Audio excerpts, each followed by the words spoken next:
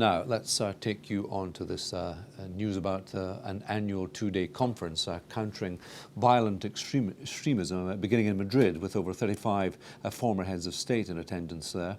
The event, called Madrid Plus 10, features panels comprising of strategic and anti-terror experts, as well as workshops on how to deal effectively with problems of security and reconciliation. Well, this year features the announcement of the global consensus, a series of recommendations in combating extremism around the world. Particular emphasis is being placed on the role of women and young people and what they can do to counter radicalization. I'm joined in the studio by security analyst David Otto. Very good evening to you, David. Oh, thank you very much. This is quite high-powered, obviously, but is it more than just a talking shop?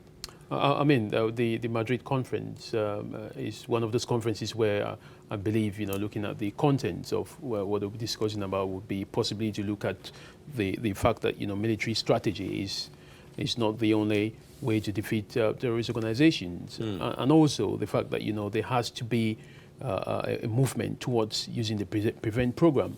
So we do not actually know if this is going to be another talking shop, because since 9/11, you've had more than 1 million conferences. Just about 1% of those conferences have actually been practical. You just wonder about the worth of them. That's what I'm getting at, the worth of them. I mean, it's important, for us to understand that, counterterrorism and radicalization is something which is a daily nuisance, to everyone. But, what we say is that, you lack the research and experts, to deal with this issue.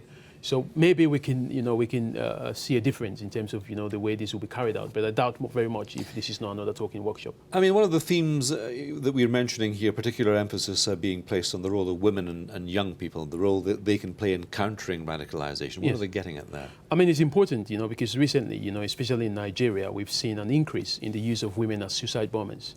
Women are the most affected, and they are the most victimized when it comes to issues of crime and terrorism. So it is important that to get more women to get involved, because women are the backbone of the family.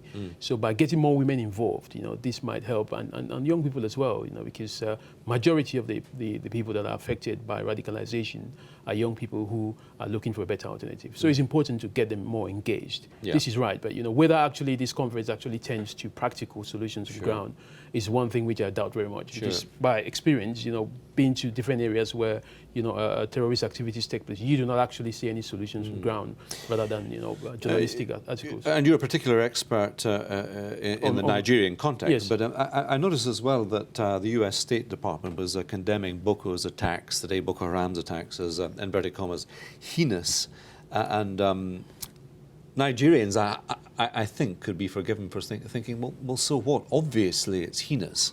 But it seems to go on and on and on. I mean, it's utterly reprehensible, of course, but then no one seems to be able to do anything to stop it, and that's remains the big problem.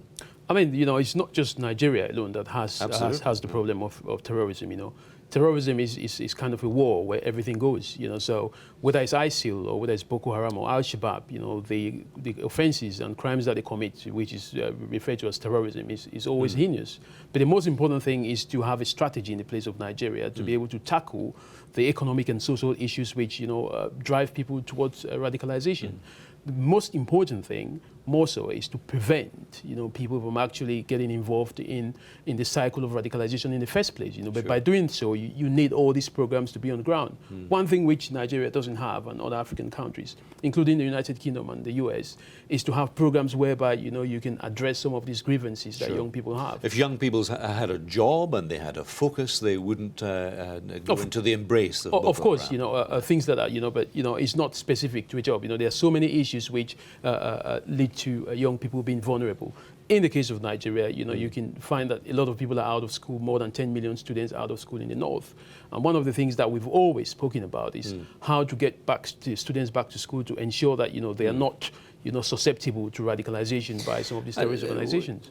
Also looking at this, the Nigerian Emergency Agency, so-called. That's NEMA, to help displaced people in Maiduguri specifically. A team has been sent there, obviously. But what can they do? I mean, it's very difficult, David, because when we went to Nigeria, we went to about 11 IDP camps, internally displaced persons. And what you find is, the despicable conditions under that the people live in the IDP camps. There has been a lot of money invested, in some of these IDP camps, but what you do not have is people on ground actually making sure that some of this money that has been invested is actually going for what it's been meant for. Now, some of the figures are just absolutely astonishing. 3,300,000 people in the northeast displaced. That's on the downside, David. That's on the downside. But it looks like an absolutely impossible task to try and get them back. You have to start from somewhere. A journey of 1,000 miles begins from a single step. You have to start from somewhere. We cannot just abandon the project simply because it's overwhelming. We have to start from somewhere. But what has not been done in the past 5 years is the fact that this has been abandoned, left to grow.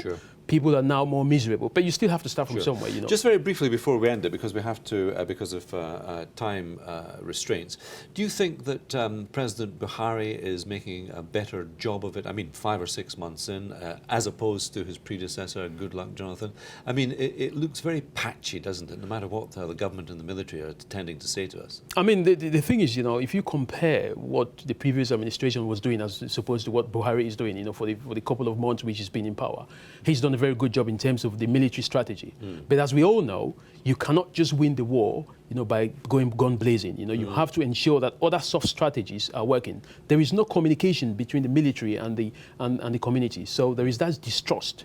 Because of that, the community has lost faith in the military, and you can't win a war, just by military alone. Okay, David, thank you very much. Thank you very much.